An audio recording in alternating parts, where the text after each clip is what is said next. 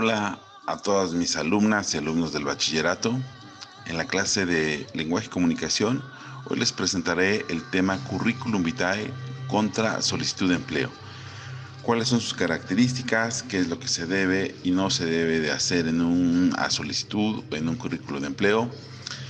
Son dos documentos personales con información importante que se usan para solicitar un empleo o eh, una promoción en una empresa. Básicamente es el uso de estos documentos. Empezaremos con la solicitud de empleo. Es un formato general de fácil acceso ya que se consigue en cualquier papelería. Está compuesta por o diseñada por campos. Todos son informativos. El propósito de esta clase es conocer estos campos y, sobre todo, que podamos comunicar quiénes somos, que nos puedan conocer a través de un formato, a través de un currículum vitae. Eso es la comunicación que podamos nosotros dar en este formato sobre nuestra personalidad. En el caso de la solicitud de empleo, se divide por partes como datos personales, documentación, estado de salud y hábitos personales, datos familiares, escolaridad, entre otros generales, incluyendo un espacio para la fotografía. Este es un formato que se utiliza regularmente en empleos tanto formales como informales. Básicamente en aquellos en los que no se requiere de alguna especialidad o alguna profesión con cierta experiencia, ya que este formato es muy simple y no lo da. De hecho, ya no se usa mucho, se usa solamente en empresas muy pequeñas, insisto, donde no se requiere mayor información, porque incluso algunos campos están en desuso. En el apartado de estado de salud, hay preguntas en los que tal vez no conozcan mucho de nosotros, o hay otras preguntas donde nos piden nuestra estatura. Entonces, ¿para qué servirá colocar nuestra estatura? ¿De qué servirá en el apartado de documentación poner el Afore, el pasaporte, la cartilla militar o el INE, si son documentos que al contratarnos nos van a solicitar en una copia fotostática? Entonces, este formato ya no es tan un uso importante en una empresa. Las empresas importantes van a solicitar un currículum vitae, pero aquellas empresas que son de un bajo perfil, por decirlo así, o no requieren una especialidad de una persona, pues simplemente con las referencias de la solicitud de empleo. Muchos campos quedarán vacíos porque no se pueden utilizar. Este formato es tanto para hombres como para mujeres, y en el caso de las mujeres en México, ellas no realizan la cartilla militar o no la tienen, no la tramitan, solamente los varones. Entonces, esto es la solicitud de empleo. No es general, no es personal y no nos permite conocer a las características de una persona tan específicas como el currículum vitae. Tanto en la solicitud de empleo como en el currículum se deben de poner siempre datos verídicos. Ahora vamos a ver lo que es el currículum vitae. Anteriormente, un currículum se pensaba que era muy bueno si tenía muchísima información, muchas hojas. Era un formato pues muy sencillo, poco creativo, con campos y demasiada información.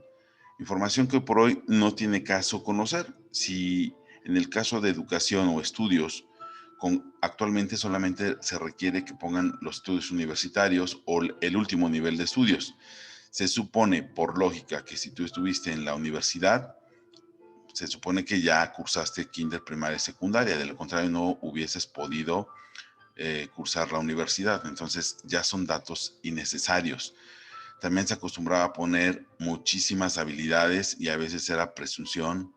Presunción quiere decir que presumían de lo que supuestamente conocían.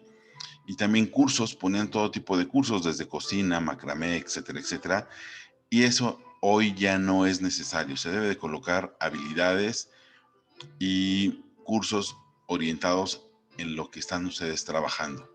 Entonces ya no se requieren esos currículums que eran de demasiado papel, que parecían biografías y eran pilas y pilas de hojas donde hablaban de la experiencia del que solicitaba el empleo.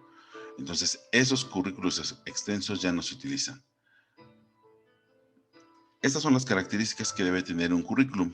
La información personal de manera general, tus cualidades, por lo que te hace apto para conseguir ese empleo, los idiomas que dominas, las habilidades que tienes en el manejo de herramientas, de software, etcétera, el pasatiempo, que hoy es importante para las empresas contratar a gente que además dediquen tiempo a otras cosas, lo que indica que tienen buenos hábitos. La experiencia laboral es importante.